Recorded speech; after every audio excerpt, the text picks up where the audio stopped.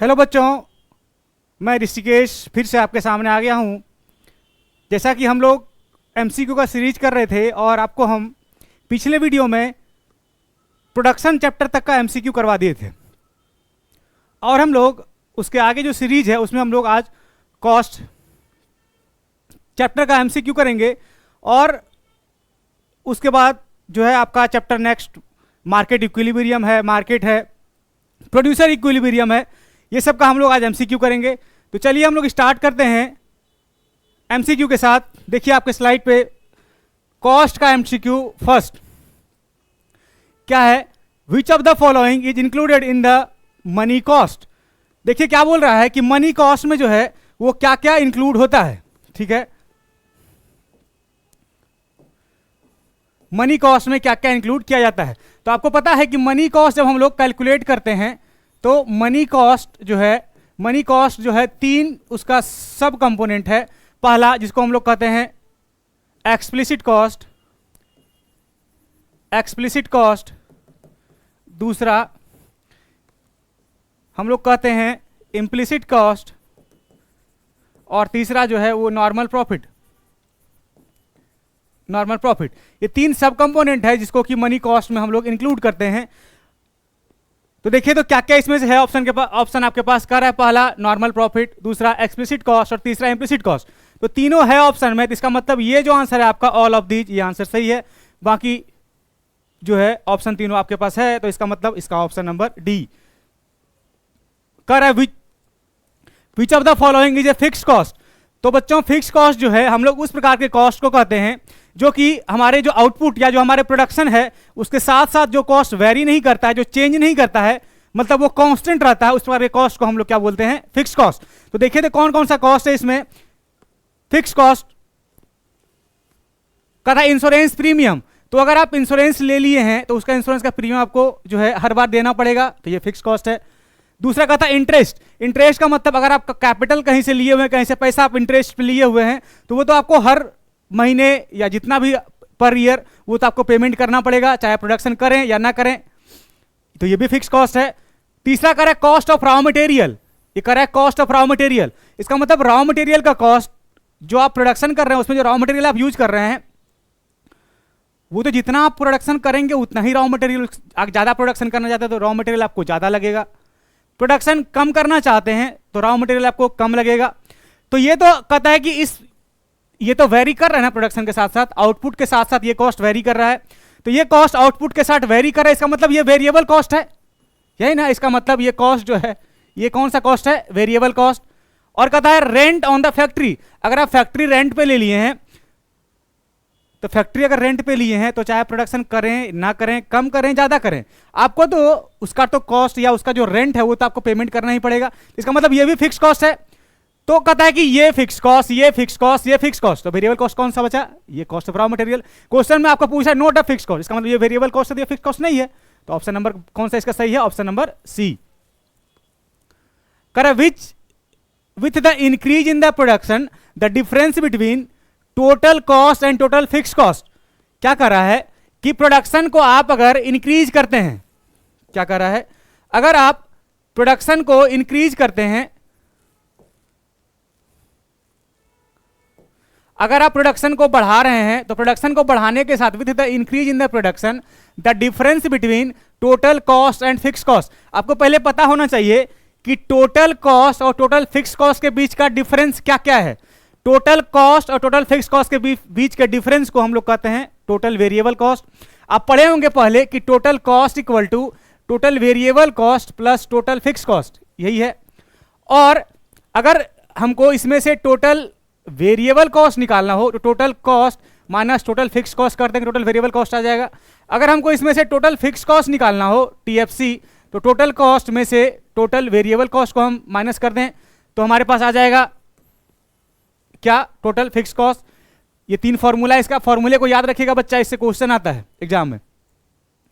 तो पूछ रहा है कि अगर आप जो डिफरेंस है टोटल कॉस्ट का और टोटल फिक्स कॉस्ट का कि प्रोडक्शन के इंक्रीज करने के साथ साथ वो कॉस्ट क्या होता है, तो टोटल कॉस्ट और टोटल फिक्स कॉस्ट के बीच का डिफरेंस क्या है, यहां पे टोटल वेरिएबल कॉस्ट, यही पूछ रहा है ना।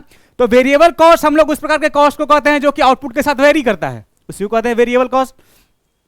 तो आप बताइए कि वेरिएबल कॉस्ट जो है वो प्रोडक्शन के बढ़ने के साथ बढ़ेगा, प्रोडक्शन के कम होने के साथ कम होगा, यही ना। तो कुछ यहां पे आपको पूछ रहा है कि total cost and total fix cost के बीच का डिफरेंस क्या वो बढ़ेगा या कम होगा। तो वेरिएबल कॉस्ट अगर हम प्रोडक्शन को बढ़ाएंगे तो हमारा वेरिएबल कॉस्ट बढ़ेगा, प्रोडक्शन को कम करेंगे तो वेरिएबल कॉस्ट कम होगा। तो देखिए तो यहां पे क्या बोल रहा है, with the increase in the production the difference between total cost and total fix cost is. Simple सी बात है कि दोनों के बीच का डिफरेंस है वेरिएबल कॉस्ट। वेरिएबल कॉस्ट जैसे ही प्रोडक्शन इंक्रीज करेगा तो बढ़ेगा, तो प्रोडक्शन को बढ़ाइए तो वेरिएबल कॉस्ट इंक्रीज। क्या कर रहा है, change in the production quantity effect. कहता है कि प्रोडक्शन क्वांटिटी में चेंज मतलब आउटपुट में अगर चेंज कीजिए आप, प्रोडक्शन क्वांटिटी को आप बढ़ाइए या कम कीजिए तो उसके चेंज हो जाने से उसका इफेक्ट क्या होगा, यही बोल रहा है। Change in the production quantity effect, production quantity में चेंज कीजिएगा तो वो कैसे इफेक्ट करेगा, क्या होगा उसका इंपैक्ट। कह रहा है both fix and variable cost. कह रहा है प्रोडक्शन बढ़ाइएगा तो सिर्फ वेरिएबल कॉस्ट वेरी करता है ना, फिक्स कॉस्ट तो कांस्टेंट ही रहता है फिक्स कॉस्ट कांस्टेंट। मतलब फिक्स कॉस्ट जिस प्रकार का कॉस्ट, वो कॉस्ट जो कि प्रोडक्शन के साथ वेरी नहीं करे वो फिक्स कॉस्ट, जो प्रोडक्शन के साथ वेरी करे वो वेरिएबल कॉस्ट। तो कह रहा है यहां पे कि प्रोडक्शन के साथ जो कॉस्ट वेरी करता है, चेंज होता है। कह रहा है कि दोनों चेंज नहीं होता है क्योंकि सिर्फ वेरिएबल कॉस्ट चेंज होता है, only variable cost. Option number B सही बात है, सिर्फ हम प्रोडक्शन को बढ़ाते हैं तो वेरिएबल कॉस्ट बढ़ता है या घटाते हैं तो वेरिएबल कॉस्ट कम होता है। सी नंबर का ओनली फिक्स कॉस्ट नहीं होगा, ये फिक्स कॉस्ट तो कांस्टेंट रहता है। नन ऑफ दीज तो ऑप्शन होगा नहीं, तो ऑप्शन नंबर बी सही आंसर इसका। कहता what happens when production is shut down. अगर आप प्रोडक्शन को बंद कर दें तो क्या होगा, तो प्रोडक्शन को बंद करेंगे तो हमारा वेरिएबल कॉस्ट नहीं होगा। आप अगर कोई बिल्डिंग रेंट पे लेते हैं और वहां पे आप प्रोडक्शन नहीं करें तो फिक्स कॉस्ट तो आपको पेमेंट करना ही पड़ेगा, चाहे आप प्रोडक्शन कीजिए नहीं कीजिए वो तो आपको पेमेंट करना ही पड़ेगा, उसका खर्चा लगेगा ही। तो कहता है प्रोडक्शन को बंद कर दीजिए तो वेरिएबल कॉस्ट भी बंद हो जाएगा। वेरिएबल कॉस्ट का मतलब आउटपुट आप नहीं बना रहे हैं तो लेबर को पेमेंट नहीं करना पड़ेगा, रॉ मटेरियल आप नहीं खरीदिएगा मार्केट से, तो इसी प्रकार के कॉस्ट को कहते हैं वेरिएबल कॉस्ट। कहता है when what happens when production is shut down, तो प्रोडक्शन शट डाउन होगा, तो प्रोडक्शन शट डाउन होगा तो वेरिएबल कॉस्ट जीरो हो जाएगा, वेरिएबल कॉस्ट हमको लगेगा ही नहीं, वेरी नहीं करेगा। इसी तो ऑप्शन नंबर कौन सा, c. Which of the following is correct. क्या बोल रहा है इसमें, कौन सा जो है ऑप्शन इसमें करेक्ट है, ठीक है, कौन सा ऑप्शन सही है बच्चा इसमें से। आप फॉर्मूला पढ़े थे, याद है आपको, हम सारा फॉर्मूला जो इससे रिलेटेड है अभी आपको हम एक तुरंत 2 मिनट के अंदर में अभी आप पढ़े थे, याद होगा आपको, total cost equal to total fix cost plus total variable cost. इसमें से अगर आपको टोटल वेरिएबल कॉस्ट निकालना हो तो टोटल कॉस्ट में से टोटल फिक्स कॉस्ट को घटा दीजिए, टोटल वेरिएबल कॉस्ट आ जाएगा। टोटल फिक्स कॉस्ट अगर आपको निकालना है तो टोटल कॉस्ट में से टोटल वेरिएबल कॉस्ट को घटा दीजिए, यही है। तो इसमें से देखिए तो अच्छा एवरेज का भी, अच्छा ये टोटल कॉस्ट जो है इसको अगर आप हमको एवरेज कॉस्ट निकालना हो एसी तो टीसी से इसको डिवाइड कर दीजिए तो एसी आ जाएगा। अगर हमारे पास टीबीसी निकालना हो, टीबीसी है हमारे पास, एबीसी निकालना हो तो एबीसी निकालने के लिए टीबीसी को क्वांटिटी से डिवाइड कर देंगे तो एबीसी आ जाएगा। अगर हमारे पास एएफसी निकालना हो तो हम टीएफसी को क्वांटिटी से डिवाइड कर देंगे तो एएफसी आ जाएगा, यही फॉर्मूला आप जानते हैं। और आपको पता है कि AC equal to average fix cost plus average variable cost होता है। ये सारा फॉर्मूला बच्चा याद करके जाना एग्जाम में, ये सारे से क्वेश्चन आता है एग्जाम में, एमसीक्यू निश्चित रहता है, ठीक है। ये रिवाइज करके जाइएगा आप, हम आपको इसलिए करवा दिए ये सारा फॉर्मूला। तो देखिए तो इसमें से कौन सा कह रहा है which of the following is correct, कौन सा मिल रहा है। कहता है total variable cost equal to total cost minus total fix cost, first option सही मिल गया। कि हमको अगर वेरिएबल को देखिए हम यहाँ लिखे हुए हैं TBC equal to TC minus TFC, ये देखिए फर्स्ट वाला। Option number B TC equal to TBC minus TFC, ये सरासर गलत है। TFC equal to TBC plus, ये भी गलत है। टीसी इक्वल टू, ये भी गलत है। तो ऑप्शन नंबर कौन सा सही, ए। ये फॉर्मूला को आप याद करके जाइएगा एग्जाम में, ये इससे क्वेश्चन आता है एग्जाम में, इस पे रिलेटेड क्वेश्चन भी आपको देगा एग्जाम में बनाने के लिए, ये शेड्यूल में भी कभी कभी आ जाता है, तो आप इसका ध्यान रखिएगा। कहता average variable cost can be defined as, कहता एवरेज वेरिएबल कॉस्ट हमको अगर निकालना हो तो आपको पता है कि एवरेज वेरिएबल कॉस्ट निकालने के लिए पहला कहता है टोटल वेरिएबल कॉस्ट को क्वांटिटी से डिवाइड कर दीजिए, तो इसी को बोलते हैं एवरेज वेरिएबल कॉस्ट। देखिए तो कौन सा ऑप्शन सही है, टीबीसी इंटू क्वांटिटी, ये गलत है। टीबीसी ये भी गलत है। टीबीसी माइनस, ये भी गलत है, तो टीबीसी डिवाइड बाय क्वांटिटी, ये ऑप्शन नंबर डी सही। With the increase in the output the difference between total cost and total variable cost. सबसे पहले आप करा कि प्रोडक्शन को अगर आप इंक्रीज कीजिए, तो प्रोडक्शन को इंक्रीज अगर कीजिएगा तो वेरिएबल कॉस्ट वेरी करेगा और फिक्स कॉस्ट कांस्टेंट रहेगा, ये तो पता है आपको। फिक्स कॉस्ट कांस्टेंट है, चाहे आप कितना प्रोडक्शन कीजिए, चाहे प्रोडक्शन नहीं भी कीजिए, कम कीजिए ज्यादा कीजिए, ठीक है। कहता है कि जिसके साथ आपका कॉस्ट जो है वेरी नहीं करे उसी को फिक्स कॉस्ट कहते हैं, और जो वेरी कर जाए उसको वेरिएबल कॉस्ट। कर है यहां पे कि आप अगर आउटपुट को बढ़ा रहे हैं तो सिर्फ वेरिएबल कॉस्ट बढ़ेगा ना, फिक्स कॉस्ट तो कांस्टेंट रहेगा। पूछ क्या रहा है, देखिए difference between total cost and total variable cost. अच्छा, इस दोनों के बीच का डिफरेंस क्या होता है? हम अभी आपको बताए कि टोटल कॉस्ट में से टोटल वेरिएबल कॉस्ट को आपको घटाने बोले, ये इसी को डिफरेंस कहते हैं ना। इसका मतलब ये पूछ रहा है कि टोटल फिक्स कॉस्ट क्या होगा, यही ना पूछ रहा है कि दोनों के बीच का डिफरेंस, इसका और इसके बीच का डिफरेंस टोटल फिक्स कॉस्ट। तो कह रहा है कि आप अगर प्रोडक्शन बढ़ाते हैं तो प्रोडक्शन बढ़ाने के साथ क्या इस कॉस्ट में कोई चेंज आएगा, उसका क्या इफेक्ट होगा। तो देखिए, तो कह रहा है कि क्या ये डिक्रीज करेगा, ये तो सबसे पहले ये तो चेंज ही नहीं करेगा। कहता है फिक्स कॉस्ट जो कि प्रोडक्शन के साथ चेंज नहीं होता उसी को फिक्स कॉस्ट बोलते हैं। कह रहा है डिक्रीज, ये तो गलत है। इंक्रीज, ये भी गलत है। रिमेन्स कांस्टेंट, कहता है कि वो प्रोडक्शन के साथ वेरी करता ही नहीं है, वो कांस्टेंट ही रहता है, उसमें कोई चेंज नहीं आता है। लास्ट नन ऑफ दिस, तो ये भी सरासर गलत। इसका मतलब सही आंसर इसका क्या होगा, रिमेन्स कांस्टेंट। कर रहा है which factors are used in the short run production process. कर रहा है शॉर्ट रन में, तो शॉर्ट रन में क्या क्या फैक्टर्स यूज होता है। आपको हम दो फैक्टर बताए थे, कौन कौन सा फैक्टर? पहला एक बताए थे आपको फिक्स फैक्टर और एक दूसरा वेरिएबल फैक्टर। पहला को कहते हैं फिक्स फैक्टर और दूसरे को कहते हैं वेरिएबल फैक्टर। फिक्स फैक्टर और वेरिएबल फैक्टर, तो कौन कौन दिया हुआ है इसमें? ए फिक्स फैक्टर भी दिया है, दूसरा वेरिएबल फैक्टर भी दिया है। इसका मतलब both A and B answer. कर रहा है फॉलोइंग फिगर शोज। कहता है ये फिगर जो है ये तो वेरिएबल कॉस्ट का फिगर है।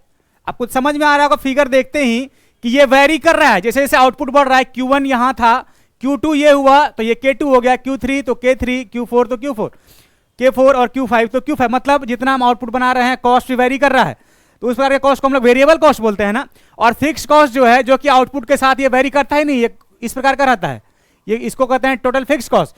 तो ये जो है आपका वेरिएबल कॉस्ट को रिप्रेजेंट कर रहा है, और वेरिएबल कॉस्ट का ग्राफ इस प्रकार से होता है। आप पढ़े हैं टीवीसी, टोटल वेरिएबल कॉस्ट। तो क्या होता है इसमें ऑप्शन सही, कहता है टोटल फिक्स कॉस्ट, ये गलत है। टोटल वेरिएबल कॉस्ट, ये आंसर सही है। टोटल कॉस्ट ये नहीं है, और ये नॉन ऑफ दीज, तो ये भी गलत है। तो सही आंसर इसका B. The alternative name of opportunity cost. कह रहा है कि अपॉर्चुनिटी कॉस्ट का जो है वो और नाम क्या है? तो अपॉर्चुनिटी कॉस्ट को हम लोग इकोनॉमिक कॉस्ट भी बोलते हैं। देखिए तो सही ऑप्शन इकोनॉमिक कॉस्ट। कहता है when average cost decreases what status marginal cost has compare to average cost. अच्छा, अब यहां से आपको ग्राफ याद रहेगा या शेड्यूल याद है तभी ये क्वेश्चन बनेगा, और नहीं याद है तो क्वेश्चन जो है ये नहीं बनने वाला है। याद अगर आपका होगा, आपको कॉन्सेप्ट एवरेज कॉस्ट का और मार्जिनल कॉस्ट का दोनों का रिलेशन, तो ये क्वेश्चन तुरंत दिमाग में क्लिक कर जाएगा। ये आपको पता है, हम आपको जब बताए थे तो ये एवरेज कॉस्ट का ग्राफ है जो कि यू शेप का होता है, ठीक है। और ये जो है ये मार्जिनल कॉस्ट है, जिसको कि मार्जिनल कॉस्ट उसके मिनिमम पे काटता है, ये एमसी मार्जिनल कॉस्ट। पूछ रहा है आपको क्वेश्चन में, ये रिलेशन आपको पता है ना। अगर रिलेशन आप भूल गए तो फिर से आप इसको हम रिवाइज करवाते हैं। आप एसी को बेस लीजिएगा एवरेज कॉस्ट को, और इसी को बेस लेके आप ध्यान से देखिएगा कि हम अगर एवरेज कॉस्ट को बेस लेते हैं तो देखिए तो फर्स्ट में एवरेज कॉस्ट ऊपर से नीचे की ओर फॉल करते करते करते करते करते करते ये मिनिमम पे आता है, और उसके बाद यहां से ये राइज करना स्टार्ट करता है, यही। और मार्जिनल कॉस्ट जो है वो भी जो है शुरू में फॉल करते करते करते करते करते ये इसको एवरेज कॉस्ट को मिनिमम पे काट के ऊपर की ओर भाग जाता है। तो अगर कहता है कि पहला आप एसी को अगर बेस लेते हैं तो जब एसी डिक्रीज करता है, एसी जब एवरेज कॉस्ट ऊपर से फॉल करता है तो ये ऊपर है ना एवरेज कॉस्ट, और मार्जिनल कॉस्ट उससे नीचे है। तो इसको हम इधर में लिख सकते हैं कि यहां पे इस वाले एरिया में इधर एवरेज कॉस्ट बड़ा है किससे? मार्जिनल कॉस्ट से, ठीक है। उसके बाद जब एसी जो है अपने मिनिमम पे होता है तो इस वाले पॉइंट पे हम लिख सकते हैं क्या कि एवरेज कॉस्ट बराबर होता है मार्जिनल कॉस्ट के, ठीक है। और जब एवरेज कॉस्ट ये राइज करना स्टार्ट करता है इधर से, तो जब राइज करता है एवरेज कॉस्ट, तो एवरेज कॉस्ट के राइज करते ही ये मार्जिनल कॉस्ट ऊपर भाग जाता है और एवरेज कॉस्ट नीचे रह जाता है। तो हम लिख सकते हैं ना इधर कि यहां पे या तो एवरेज कॉस्ट छोटा है, इसको हम लिख सकते हैं कि AC is less than MC और MC बड़ा है, ठीक है। यही रिलेशन है इस दोनों के बीच में कि जब एवरेज कॉस्ट फॉल करता है तो एवरेज कॉस्ट बड़ा होता है मार्जिनल कॉस्ट से, और अगर एवरेज कॉस्ट जो है दोनों इंटरसेक्ट करता है जहां पे दोनों मिलता है, उस पॉइंट पे एवरेज कॉस्ट और मार्जिनल कॉस्ट दोनों बराबर होता है। और जब एवरेज कॉस्ट राइज करना स्टार्ट करता है तो यहाँ पे एवरेज कॉस्ट जो है वो नीचे हो जाता है, मतलब छोटा हो जाता है और मार्जिनल कॉस्ट बड़ा हो जाता है, ठीक है। क्या पूछ रहा है आपको कि दोनों को कंपेयर कीजिए और बताइए। कहता है when average cost is decreasing, कहता है एवरेज कॉस्ट जब डिक्रीज कर रहा है, तो एवरेज कॉस्ट ये डिक्रीज कर रहा है ना, यहाँ पे एवरेज कॉस्ट डिक्रीज कर रहा है। What status marginal cost has compare to average cost, कि उस टाइम में मार्जिनल कॉस्ट का एवरेज कॉस्ट के साथ क्या कंपैरिजन है, ठीक है। तो कंपैरिजन में देखिए यहां तक फॉल करता है, तो यहां इस एरिया तक में, यहां तक पूछ रहा है आपको, तो यहां तक के एरिया में तो AC जो है वो बराबर भी है MC के, और AC जो है वो बड़ा भी है MC से, यही ना। तो ऑप्शन चुनिए, तो इसमें कौन सा बोल रहा है। कहता है कि MC is greater than AC, तो गलत है क्योंकि MC इधर छोटा है, तो फर्स्ट ऑप्शन गलत। दूसरा ऑप्शन बोलता है MC इक्वल टू AC, एक ऑप्शन मिला इसमें से, MC इक्वल टू AC तो सही है, लेकिन इस वाले एरिया से तो ये तो इधर भी है कि यहां पे जो है AC बड़ा है या MC छोटा भी तो है। तो ये देखिए, तो यहां पे इस वाले ऑप्शन कह रहा है MC जो है वो छोटा है और एवरेज कॉस्ट बड़ा और बराबर दोनों है। देखिए तो यहां पे MC छोटा है और इधर एरिया में AC MC दोनों बराबर भी है, तो ऑप्शन इसका कौन सा होगा सही आंसर, ऑप्शन नंबर C। बाकी ये सारा ऑप्शन गलत है, तो ऑप्शन नंबर सही इसका C। आप इस रिलेशन को याद रखिएगा, एग्जाम में क्वेश्चन आता है इस सारे ग्राफ से, ग्राफ याद रहेगा तभी आपको क्वेश्चन बनेगा। कह रहा है विच statement of the following is true. आपको फॉर्मूला याद है तो ये क्वेश्चन खटाक से आपके दिमाग में बन जाएगा, नहीं याद है तो फिर घूमते रहिएगा। Which statement of the following is true, कहता है कि average cost equal to total fix cost minus total variable cost. Average का दिया हुआ है तो एवरेज में तो ये टोटल का यहाँ बातें नहीं होगा, एवरेज में एवरेज का बात होगा, तो ये सरासर गलत है।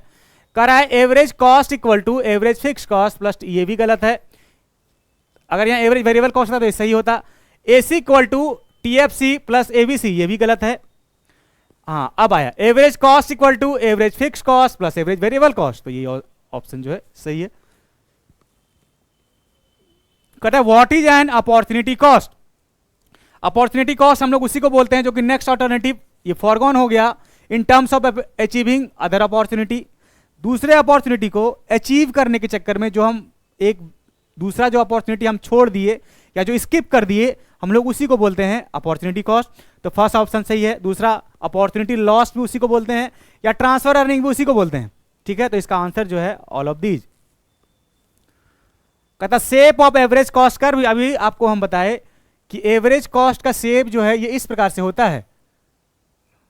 एवरेज कॉस्ट इस प्रकार से होता है, एवरेज कॉस्ट का शेप ये AC, इसको हम लोग बोलते हैं यू शेप का होना, ये यू टाइप का है ना ये। तो एवरेज कॉस्ट का फर्स्ट ऑप्शन बोल रहा है यू शेप, दूसरा रेक्टेंगुलर हाइपरबोला, तीसरा करा है line parallel to X axis. नहीं, इसमें से रेक्टेंगुलर हाइपरबोला हम लोग एवरेज फिक्स कॉस्ट को बोलते हैं, पैरेलल टू एक्स एक्सिस हम लोग बोलते हैं टोटल फिक्स कॉस्ट को, इसको नन ऑफ दीज। तो इसमें से ये गलत है, ऑप्शन नंबर ए सही, U shape. The average fix cost at, देखिए मैथमेटिक्स आ गया बनाने के लिए, अगर फॉर्मूला याद होगा तो बनेगा ये क्वेश्चन। कहता है average fix cost at 5 unit of output is 20। करा ना कि एवरेज फिक्स कॉस्ट जो है वो 5 यूनिट हम बना रहे हैं तो ये 20 रुपए का है, ठीक है। और average variable cost at 5 unit of output is 40, ठीक है। करा 5 यूनिट ऑफ आउटपुट अब बना रहे हैं तो एवरेज वेरिएबल कॉस्ट जो है वो 40 है। तो करा है कि average cost of producing 5 unit is, कि आप बताइए कि एवरेज कॉस्ट बताइए कि 5 यूनिट अगर प्रोड्यूस करें तो आपको पता है ना, पहले हम लोग एवरेज कॉस्ट निकालने के लिए जो टोटल कॉस्ट आता है उसको क्वांटिटी से डिवाइड कर देते तो वही एवरेज कॉस्ट होता है, यही ना। तो पहले आपको एवरेज फिक्स कॉस्ट दिया हुआ है यहां पे 5 यूनिट का, तो 5 यूनिट का एवरेज फिक्स कॉस्ट आपको दिया हुआ है कितना, 5 यूनिट ऑफ आउटपुट का 20। तो इसका मतलब आप एवरेज से टोटल फिक्स कॉस्ट निकालिए, तो average fix cost into quantity कर दीजिएगा तो टोटल फिक्स कॉस्ट निकल जाएगा। कितना है ये 5 यूनिट इंटू कितना, इसका कॉस्ट जो है 20 रुपए का, इसका मतलब ये 100 रुपए हो गया टोटल फिक्स कॉस्ट, ठीक है। अब कह रहा है average variable cost of 5 unit is कितना 40। तो यहां पे आपको एवरेज वेरिएबल कॉस्ट दिया हुआ है, तो इससे आप टोटल वेरिएबल कॉस्ट निकाल सकते हैं। TBC equal to ABC into quantity. ये तो एबीसी कितना दिया हुआ आपको, आप यूनिट बना रहे हैं 5, और एबीसी कितना दिया आपको, एबीसी 40, तो 40 पंचे 200।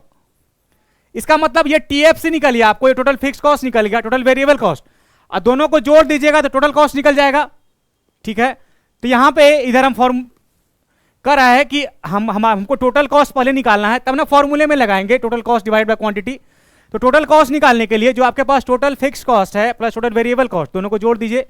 कितना टोटल फिक्स कॉस्ट, ये 100 है, और टोटल वेरिएबल कॉस्ट है वो कितना है 200। ये कितना हो गया 300, 300 आ गया। अब इस फॉर्मूले में रखिए कितना है टोटल कॉस्ट 300, और डिवाइडेड बाय क्वांटिटी कितना आपके पास 5 यूनिट आप प्रोड्यूस कर रहे हैं, तो 5 का तो 300 डिवाइड बाय 5 60 आंसर। देखिए ऑप्शन 60 है क्या आपके पास, ऑप्शन नंबर डी 60 आंसर आ गया आंसर। चलिए 17 नंबर क्वेश्चन कहता है when total fix cost of producing 100 units is 30। कह रहा है कि आपका टोटल फिक्स कॉस्ट जो है टीएफसी टोटल फिक्स कॉस्ट, ये 100 यूनिट को प्रोड्यूस करने का 30 है, कितना है 30 रुपया। ये आपको निकाल दिया टोटल कितना, क्वांटिटी का कितना दिया हुआ है, क्वांटिटी आप कितना प्रोड्यूस कर रहे हैं 100। अब कह रहा है and the average variable cost is 3। अब कह रहा है कि आप जो 100 यूनिट प्रोड्यूस कर रहे हैं ना, उसका एवरेज वेरिएबल कॉस्ट जो है वो 3 है। तो अगर 100 यूनिट आप प्रोड्यूस कर रहे हैं, यहां पे आपको इस वाले में एवरेज दे दिया और ऊपर में टोटल दे दिया, तो इसको भी टोटल में कन्वर्ट करना पड़ेगा ना। तो total variable cost equal to, आप जानते हैं कि average variable cost into quantity होता है। तो कितना आपको ये दिया हुआ है average variable cost, average variable cost आपको दिया है कॉस्ट कितना, ये 3, और आप प्रोड्यूस कितना कर रहे हैं 100 यूनिट, इसका मतलब ये कितना हो गया 300 टीएफसी प्लस टीबीसी। और आपको पूछ रहा है कि टोटल कॉस्ट निकालिए, तो टोटल कॉस्ट निकालने के लिए टीएफसी प्लस टीबीसी, इधर हम कर रहे हैं एक second, total cost equal to TFC plus TBC, total fix cost plus total variable cost कितना है, वो टोटल फिक्स कॉस्ट आप निकाले हैं कितना 30, वो दिया हुआ है क्वेश्चन में। टोटल वेरिएबल कॉस्ट आपके पास 300, तो दोनों को जोड़ दीजिए तो 330, यही आंसर सही 330। क्वेश्चन नंबर 91 कह रहा है average fix cost curve is. आपको एवरेज फिक्स कॉस्ट का आपको ग्राफ याद होगा कि एवरेज फिक्स कॉस्ट जो है वो इस प्रकार का होता है, जो कि एक्स एक्सिस को टच नहीं करके इस प्रकार से एवरेज फिक्स कॉस्ट वो चला जाता है सीधे। जैसे जैसे आप आउटपुट को बढ़ाते जाते हैं, एवरेज कॉस्ट जो है वो धीरे धीरे करके कम होता जाता है। ठीक है, इसी को रेक्टेंगुलर हाइपरबोला भी बोलते हैं, रेक्टेंगुलर हाइपरबोला। ठीक है, तो जैसे जैसे आप क्वांटिटी बढ़ा रहे हैं ये घटता चला जा रहा है। देखिए ऑप्शन क्या कर रहा है, it is straight line parallel to, ये गलत है। It is a straight line parallel to Y axis, ये भी गलत है। False as more unit are produce. देखिए जैसे जैसे आप यूनिट प्रोड्यूस कर रहे हैं वैसे वैसे जो है ये घटता जा रहा है। तो ऑप्शन नंबर कौन सा है इसका आंसर, सही सी। राइजेज नहीं होता, ये भी गलत है। Which of the following is a formula is correct for calculating marginal cost? आपको पता है मार्जिनल कॉस्ट निकालने का फॉर्मूला जो होता है वो होता है MCN equal to TCN minus TCN minus 1। ठीक है, यही फॉर्मूला होता है इसका। तो आप बताइए इसमें से मार्जिनल कॉस्ट निकालने का क्या फॉर्मूला है, TCN माइनस TCN माइनस 1। करा sum of total variable cost and total fix cost gives. आप total variable cost plus total fix cost को जोड़िएगा तो आपको टोटल कॉस्ट मिलेगा। ठीक है, तो कौन सा सही आंसर इसका, total cost. When AC becomes minimum then MC is. अभी आपको हम रिलेशन बना के ग्राफ में समझाए थे कि ये एवरेज कॉस्ट और ये मार्जिनल कॉस्ट। क्या पूछ रहा है यहाँ पे कि व्हेन AC बिकम्स मिनिमम, तो AC मिनिमम यहाँ पे उसको MC मिनिमम पे काटता है, और इस वाले पॉइंट पे AC इक्वल टू MC होता है, average cost equal to marginal cost. तो यहाँ पे क्या लिखा है, MC is more than AC, ये गलत है। इक्वल टू AC ये सही है, लेस देन AC ये भी गलत है, नन ऑफ दिस ये भी गलत है। तो जब मिनिमम पे होता है AC तो AC इक्वल टू MC होता है। Short term average cost curve is the size of. तो शॉर्ट रन एवरेज कॉस्ट जो है, जिसको हम लोग एसएसी कहते हैं या इसी को कहते हैं एसी, तो एवरेज कॉस्ट जो है वो यू शेप का होता है। ये है एवरेज कॉस्ट, इस प्रकार से एवरेज कॉस्ट, तो एवरेज कॉस्ट यू शेप का, तो ये यू साइज आंसर। ठीक है बच्चों, यहीं तक था आपका कॉस्ट का एमसीक्यू। जितना आप कॉस्ट का लगभग कितना एमसीक्यू है, 22 एमसीक्यू, जो कि प्रीवियस ईयर का क्वेश्चन है, आपके एग्जाम में पूछा गया। आप इसको रिवाइज कर लीजिएगा, इसको एक बार देख लीजिए और बढ़िया से पूरा तैयारी के साथ जाइए। अभी आपके पास और लगभग 5-6 दिन का टाइम है बच्चा, पूरा सिलेबस 4 से 5 बार रिवाइज कीजिए, एमसीक्यू को अच्छे से प्रैक्टिस कीजिए, एकदम जान लगा दीजिए और एग्जाम में आपको अच्छे से परफॉर्म करना है। फर्स्ट जो है आपका एग्जाम जो इकोनॉमिक्स का ही है, अच्छे से पूरे अच्छे से तैयारी करके आप जितना पढ़े हुए हैं वो काफ़ी है, रिवीजन पे रिवीजन कीजिए और अच्छे से एग्जाम दीजिए। All the best, happy reading and best wishes. हम लोग नेक्स्ट वीडियो में मिलेंगे। कॉस्ट के बाद का जो है टॉपिक आपका सप्लाई है, इलास्टिसिटी ऑफ सप्लाई, फिर मार्केट इक्विलिब्रियम के साथ। थैंक यू बच्चों।